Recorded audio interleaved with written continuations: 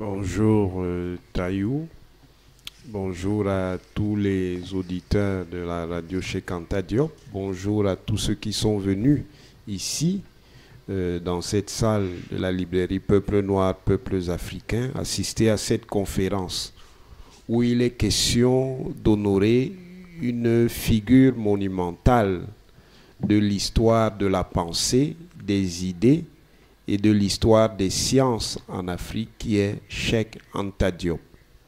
Cheikh Anta Diop restera un monument pour la pensée africaine et la pensée panafricaine, parce qu'il a combiné des caractéristiques particulières dans la trajectoire qui était déjà tracée par de multiples penseurs panafricanistes. Ce qui caractérise Anta Diop, c'est d'abord une certaine curiosité. Cheikh Anta Diop est un esprit curieux, c'est un esprit érudit qui a su combiner les formations coutumières et traditionnelles avec les formations de type occidental. Anta Diop est l'image même d'un penseur encyclopédique qui s'est formé dans différents domaines de connaissances. D'abord, ce qui relève des sciences dites dures. Il a été essentiellement un physicien. Anta Diop a été également formé à l'histoire.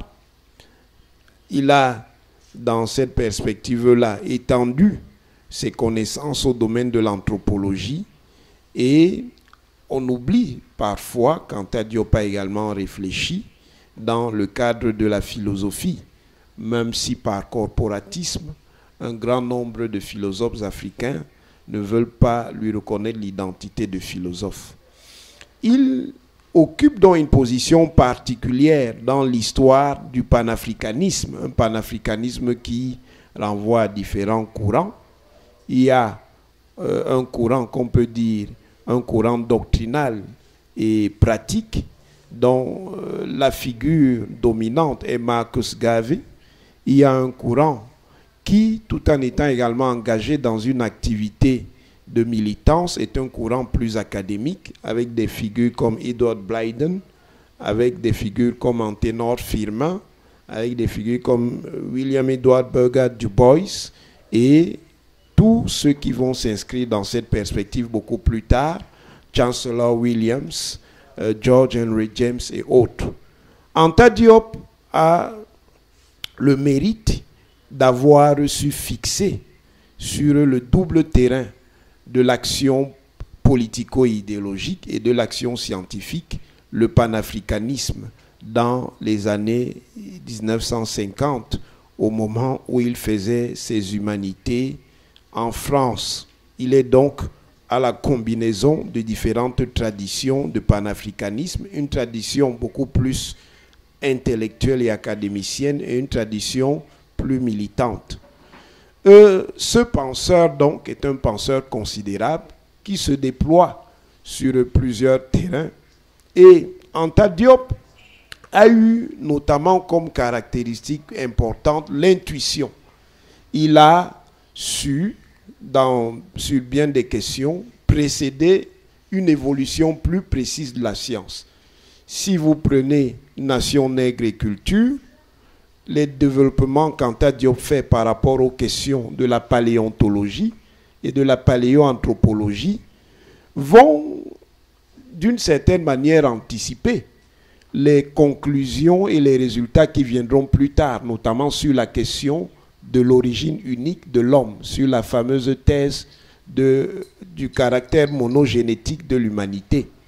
Anta Diop, dans Nation nègre et culture, pose très précisément les conditions dans lesquelles l'espèce humaine est apparue de manière propre au-delà de la fin du processus de ce qu'on appelle l'hominisation, c'est-à-dire la transformation des grands primates en hominidés qui finalement deviennent des hommes. Anta Diop, dans le même registre, a construit les bases d'une anthropologie politique des sociétés africaines, laquelle reste toujours d'ailleurs à écrire de manière précise pour un certain nombre de sociétés.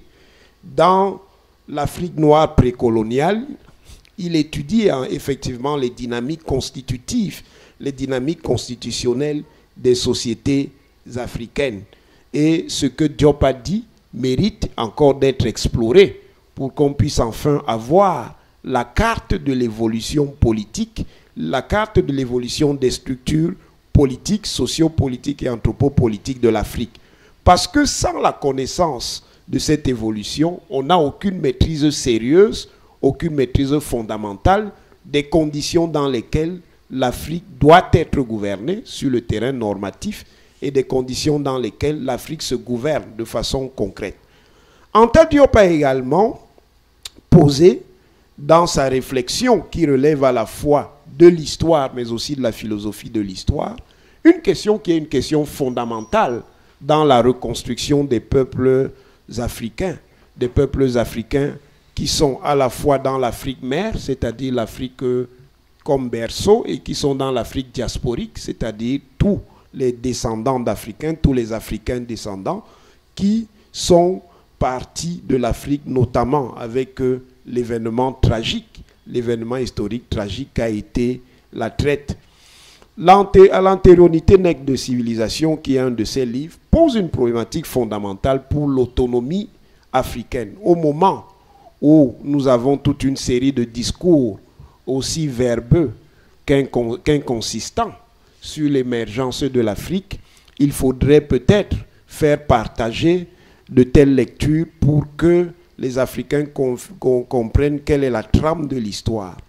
Parce qu'en aucun endroit et à aucun moment de l'histoire de l'humanité, une collectivité et une communauté ne sont capables de maîtriser leur historicité s'ils n'ont pas la connaissance des conditions dans lesquelles ils ont évolué. Et ça a été ça également un des défis à la fois intellectuels et scientifiques d'Anta Diop, que de reconstituer dans la mesure du possible l'histoire pour comprendre la place des Africains dans cette histoire.